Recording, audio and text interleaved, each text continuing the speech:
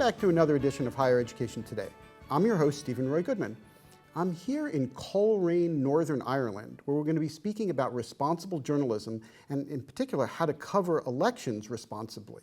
And I'm here with two guests.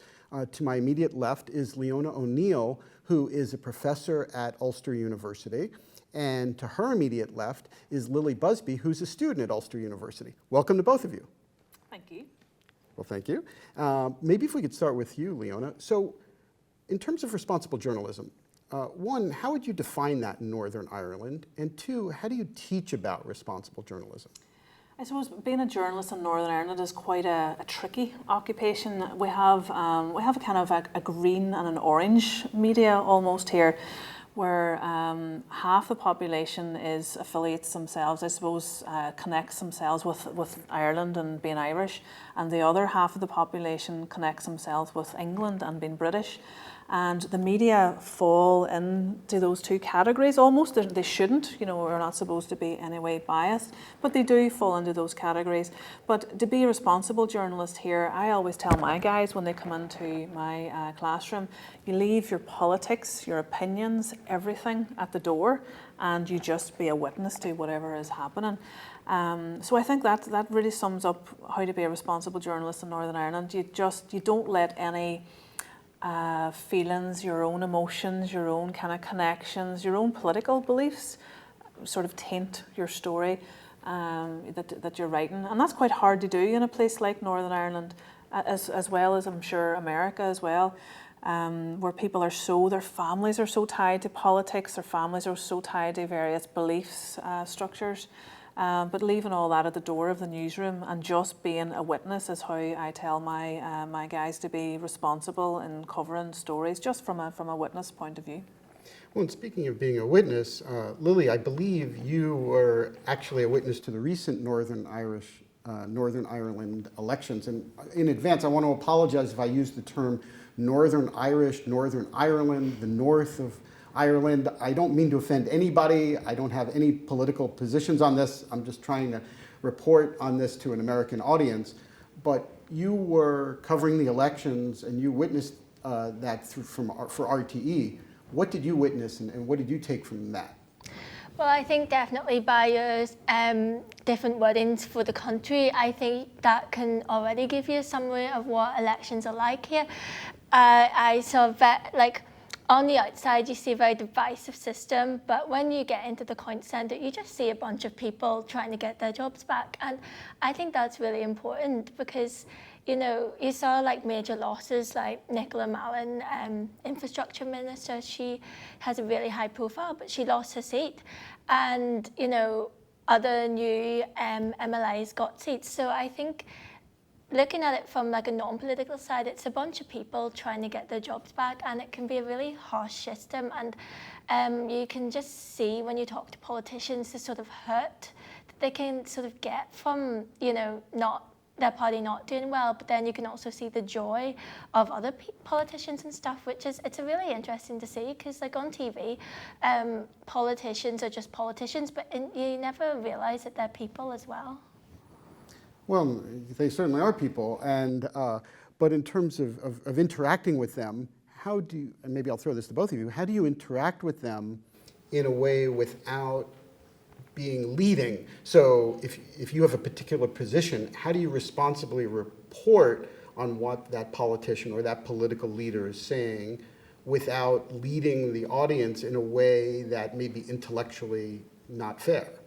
I suppose the political system, how the political parties work in Northern Ireland is quite controlled. They have press offices who they give out statements, so you can't really, go anywhere apart from what they've actually said on the piece of paper there in the statement. But also, when you're talking to them in perhaps an interview, you can ask them whatever you want. You can, if you have a specific issue that you want, say, for example, or the DUP, the Democratic Unionist Party, are not returning to Stormont now at the minute, so the government is effectively a dead government. We're not going anywhere. So you get in front of them and you ask, you're basically giving a voice to the public here whenever you're a journalist. So the public are asking, why is this government not back running? So you go in there and you ask those questions. I suppose it's difficult to do that as a journalist. It's difficult, as I say, to put your own sort of opinions. We're all citizens of this country as well. We are, feeling the cost of living crisis, the prices of everything going up, and we're angry about that as well because we are citizens. Again, we have to leave that at the door and just be a witness and just ask the questions that the public need answers to. And that's our job, essentially. But wouldn't it be your job as a citizen to say, Mr. and Mrs. Politician X, it's very expensive to buy milk or cereal, and if you're thinking that, presumably other people are thinking that as well. Yeah, of course. As I say, we're all citizens of this country, but I suppose our own personal, woes don't really spill into any of the stories, but the entire population of Northern Ireland, well, when I say the entire population of Northern Ireland, one section, we're very divided here, Steve, and even in our thoughts, even in your intro there, you were talking about what we call the place. We can't agree on anything. So one half of the population is very concerned about the protocol, about the protocol and about the links to Britain and England, and the other half of the population seemingly are concerned about the cost of living, feeding their children, heating their homes.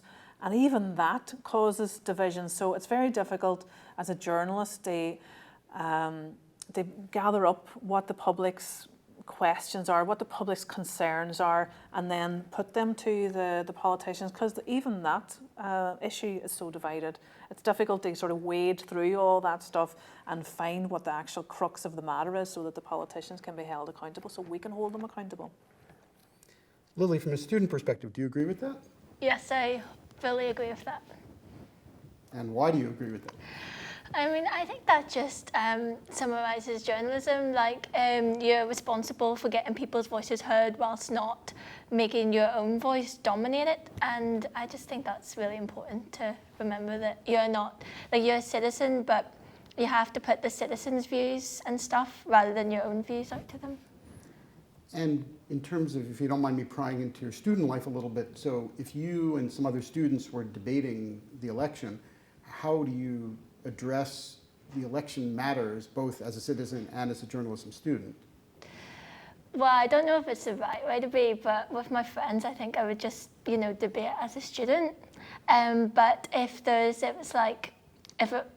was sort of in a public debate thing, I definitely try and be non-biased and just keep like a neutral stance. But I think with my friends, I'd just be, just say what I think and stuff and hope they don't spread it. Well, speaking of neutral, we can get to the spreading in a minute, but in terms of this, in terms of neutral, who defines what's neutral? So who defines what's a neutral stance on an issue? I suppose if you are debating Northern Ireland, should Northern Ireland be part of the Republic of Ireland, or should it remain part of the United Kingdom? I don't, maybe because I'm not a politician in either place, I don't see how one can be undecided about that or see how you can have both, or maybe somebody will come up with a way that you're both. Yeah, you have to be neutral, particularly in Northern Ireland politics. We are so divided as a society. As I say, one half of the population consider themselves Irish, the other half consider themselves British, and they have all the kind of links and everything that goes along with that. Excuse me. So you have to stand in that middle ground. If you veer over to one side of the community, the other side of the community will trust you less. The political parties will trust you less. You'll lose your integrity as a journalist if you veer into one side or the other. So you really do have to stay in the middle ground, have no opinion on anything. And this is why I tell my guys when they come into my class, they come in with issues like pro-life, pro-choice, LGBT issues, political beliefs, all that type of stuff. And I tell them, leave it at the door, because if you want to campaign on stuff like that, go and be an activist somewhere. You can't be a journalist and campaign on things like that, because people will think that person's on that side, so I won't talk to them, and make their life far more difficult as a journalist.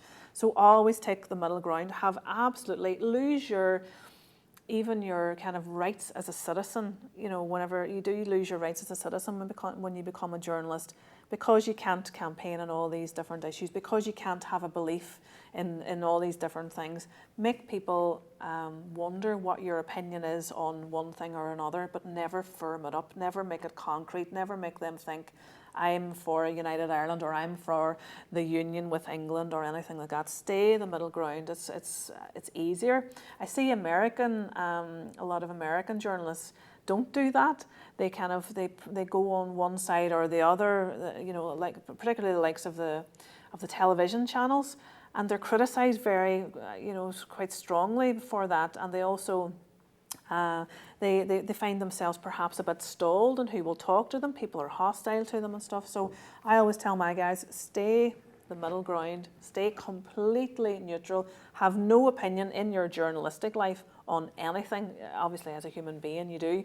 But in your journalistic practice, when you're writing in the paper, when you're on television, when you're in the radio, be completely down the middle on everything. And I hear what you're saying, and I think that's a very valid point. And I wonder if I may, though, ask, well, could someone say, well, that may be, Leona, in terms of the perfect world, but are you then giving a voice as a neutral, a quote-unquote neutral person? Are you giving voices or a stronger voice to the fringes of society by virtue of doing that? No, when you're writing a story, I'll give you an example. I was at Stormont, that's our seat of power in Belfast here, and there was, they were announcing that abortion was to be made legal. So there's a pathway, very kind of symbolic pathway up to the steps of Stormont, and on one side there were pro-life campaigners, the other side were pro-choice campaigners. So it's my job as a journalist to go here to the pro-life people, to get their opinion, to get their concerns, whatever their concerns are, cross the path in the middle, go over to the pro-choice people, get their concerns, get their issues, and put both of those in the story, and let the reader or the listener or the viewer make up their mind. You have to provide balance. It doesn't mean that you're on the fringes of anything or that you're not getting everybody's voice that is concerned. You gather all the voices together who are in this particular issue, and you let your readers or your viewers or your listeners make up their mind. You are just a witness to all this stuff. So you're letting people form their own opinion with all the information that is there. Maybe I didn't completely articulate that question clearly, because I think that's right, but I understand the pro-choice and the pro-life camps, but let's say we go to the issue of whether Northern Ireland should remain part of the UK or part of the Republic of Ireland. Yeah. So like in South Africa, when after apartheid ended, there was a special dispensation for the community that was made up of a lot of people who were Zulus. Yeah. And now, the question is that a good thing or a bad thing? I happen to personally think that was a reasonable accommodation to make the Republic of South Africa advance in a democratic way. But let's say there was a very small minority of people who came up with a way to be pro-choice and pro-life. Let's say that such a thing existed. Would it be reasonable to cover that very narrow band of folks in order to make a point politically, because now you're giving that small group of voice rather than the two larger camps? You have to give everyone a voice in every story, and every voice that is important to that story. If someone manages to make this pro-life, pro-choice kind of combination, that's a story in itself. So you're talking to those people, but you're also talking to the other stakeholders in that conversation as well. It's a journalist's responsibility to get all the voices that are important in a specific story, to form this, to make up the pieces of this jigsaw that are important. You want to give the viewers, your listeners, your readers, the big picture and all the information that's involved in that. So if that is people on the fringes, and I have spoken to people on the fringes of society and of various stories to form my story, so that the readers or the people who are listening or viewing are getting the entire picture, not one side. If you left out some of those people that you were talking about there, that would be half a story. That would be, only one section of it, and then the people will form perhaps only half an opinion on that, or the wrong opinion. So you have to give them all of the issues, all of the voices, so that they can form a good, fully formed jigsaw. And thank you. And Lili, so do you think, in terms of that jigsaw, that you're really living that jigsaw as a student here? So if you can say a little bit about what the student life is like for journalism students. So how are you dealing with some of these issues as students here? Well, I think as a young person, I hear a lot of the issues surrounding young people. So I think that's really interesting to look at from a journalistic point of view, because you see like people already, like, you know, people like in workplaces and stuff having these ideas, and students also have these ideas.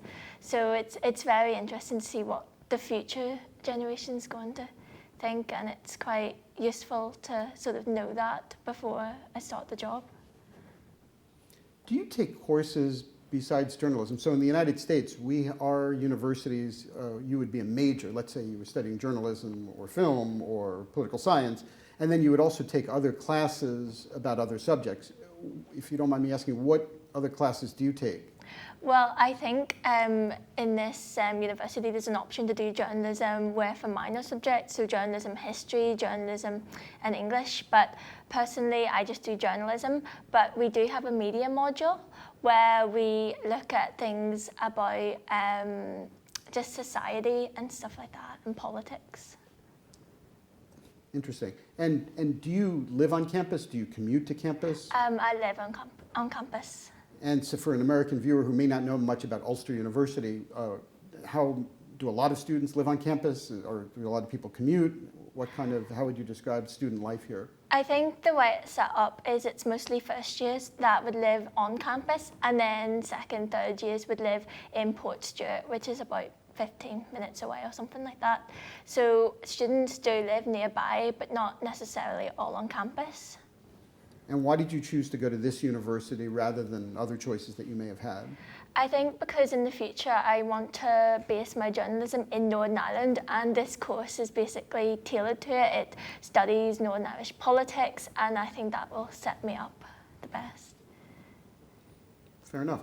And Leona, in terms of setting you up for the future, so you used to work for the Telegraph. Yeah, Belfast Telegraph, yeah. And so there must be students from Ulster who work there, or what's the connection between journalism students who want to work there and actually do get to work there?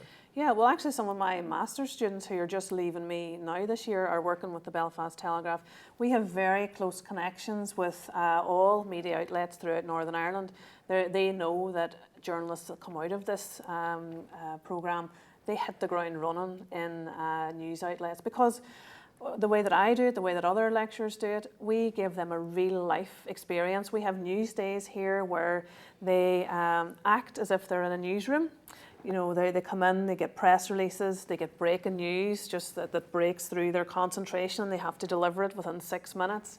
And it's quite a pressurised environment, because that's what it's like in real life, in real newsrooms. They learn audio journalism, they learn video journalism, they learn how to work the cameras, all the equipment. They learn mobile journalism, which is really, really important in the modern newsroom these days, because journalists are expected to be all things to all people now. They're expected to go out to get the story, seek out the story, get the interviews, video it, photograph it, provide stuff for social media, be all multi-platform journalists. So they learn all that stuff here. So when the media outlets headhunt, which they often do in our courses, they know that the guys that are going out to them, they won't need babysat. They just will get on with the job. And that's what's happening now. Our guys are in the BBC, they're in Belfast Telegraph, they're in Belfast Live, all the big national, with regards to Northern Ireland, news outlets, they're there. They're doing the job, and they're doing a fantastic job. So that's great. In the United States, I belong to a group called the Society of Professional Journalists, which is a group of journalists who don't necessarily work for one particular entity. Is there an association of journalists in Northern Ireland who get together regularly to talk about either ethical issues or public policy issues? Well, I suppose we have the National Union of Journalists here, which is a union that protects journalists, and they concern themselves very much with ethics and regulations and accuracy, and we've got a code of conduct that we have to stick by if we're in the National Union of Journalists. So yeah, they would get together, and they would also have events around journalism safety, which is very important in Northern Ireland, and things like that. And they very much, that's very much a community. The National Union of Journalists, and they protect journalists' rights. They pay fees if the journalist has to go to court and stuff. I don't know if it's the same thing as you speak of, but that's what we have here. Yeah. And in terms of elections, are there specific reporters who tend to cover elections more than, let's say, feature stories in other areas? Yeah, we would have a lot of really fantastic political journalists here in Northern Ireland, like Sam McBride, like Suzanne Breen. They specialise in politics. Northern Ireland is very much like America, where we have a very, very lively political arena, political environment. It changes from day to day. You have to be so on top of your game when you're covering politics. And I teach politics here, also in Northern Ireland, and it's quite a fluid programme, because it changes so frequently, almost by the hour at times. When you think of things like Brexit, I don't know if you're familiar with Brexit, but Brexit changes literally by the hour. So when you're teaching that to journalists, you obviously have to teach them the foundations of all that kind of stuff, but then keep them up to speed and impress upon them also the need for them to keep up to speed with politics here, because it's an ever-changing environment. It's like seismic shifts by the hour, and you have to really be, you have to have your finger on the pulse of that if you're a political journalist here in Northern Ireland. But it's a great training ground for anyone coming from, all over Europe, America even. Northern Ireland is the best place to learn about political journalism, about journalism in general. I remember years ago, the BBC used to send people over to Northern Ireland to train. This was during the Troubles, I suppose, to train them as war correspondents. It was on their doorstep, and it was a really great training ground for journalists to think on their feet and to deal with everything that's kind of been thrown at them. So, yeah. Well, speaking of the Troubles, if I remember correctly, the military was here, not just, it was a very tense time. To get back to my original question earlier on, do you go and seek to quote somebody who's in a paramilitary organization? Do you say, well, this is what they're saying or doing? At what point are you simply encouraging more violence by doing that? Yeah, that's a thing that a lot of Northern Ireland journalists struggle with. I suppose people give voice to these people. People give voice to the paramilitaries because they want to know the direction that they're coming from. There's an ethical issue there, I think, as well. As you say, you're giving a voice to these people, sort of getting their mindset where they're going, but also almost giving them propaganda as well at the same time. So it's a thing that a lot of people do struggle with. It's not a case that people can just call up the guys with the masks on and the guns and ask them for a comment. It's very much organised, and it's very much debated within newsrooms. Should we do this? Is it ethical to do this? And they do come to the conclusion often that it is ethical to do it. It's newsworthy. It's in the public interest to know what these people are doing, and journalists do that. Yeah. Lili, what do you think about that? You were born, I assume, after the Troubles had ended. Do you have a thought or two about this? Well, I think first thing, if journalists during the Troubles didn't give people linked to paramilitaries a voice, Sinn Féin wouldn't be in government. I think there's it's sort of like down to interpretation what you think is right and what is wrong. So I think even today, I think loads of people, people who are very strongly loyalist may still see Sinn Féin as linked to paramilitaries, but we still give them a voice, And I just think Northern Ireland, especially, it's down to interpretation of what you think is a terrorist and who do you think is a freedom fighter, for example. Well, that's a fair point, and I wonder if that is true around the world. Who gets to define who is the freedom fighter and who gets to define who's the terrorist?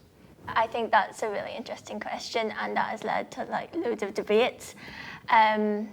and it's especially I think in Northern Ireland as well. It's like who was right and who's wrong, and I think as journalists we should be speaking to both sides, not to endorse either side, but just to allow the public to judge for themselves. Let's say hypothetically you knew that somebody had been involved in a paramilitary organization. How would you deal with them personally? I think I would treat them like any other. I think I would treat them like any other interviewee. So I would, try to gain an understanding so the public can sort of hear their views. So it's not to endorse it, but just so the public can hear what they're saying. Because if they don't hear what they're saying, then they're not really going to understand what it's about, and they might just think someone's just killing people. But everyone has a reason, and I think it's important that that reason's set across so that maybe in the future talks can happen and things can be sorted. And Leona, do you have a thought or two about that? About talking to paramilitaries? Well, it has been done. It's been done through the history of time in Northern Ireland. As Lili said, we got an idea of where they were coming from, what their issue was, what their concerns were. And I know people really struggle with why are we asking people who are murdering people what their issues are and what their concerns are. But people did speak to them, and that's how peace came about, as Lili says. So yeah, I personally don't like giving those people a voice. I don't. That's me personally. As a journalist, I think that it's in the public interest at times to speak to these people, to realise where they're coming from, to get an idea of what their goal, I suppose, is, and to try and find some kind of a solution to that, or help people with the readers or the viewers find some kind of solution to that, and inevitably get peace. You don't want to give paramilitaries a voice so that they can just spout this hatred and tell people who they're going to kill next and stuff like that. There's a lot of ethical things involved in that. It's a minefield, particularly in Northern Ireland. So yeah, I personally don't agree with them, but then personality and your own personal views do not come into journalism. You just have to do what you need to do as a journalist. Well, I think that's fair enough, and I suspect that that's probably true, and I think we're probably going to have to say goodbye. So thank you both for taking the time to... Thank you. Thank you. And if you would like additional information about the show and you'd like to reach out to me, please go ahead and do so by sending an email to highereducationtoday@topcolleges.com.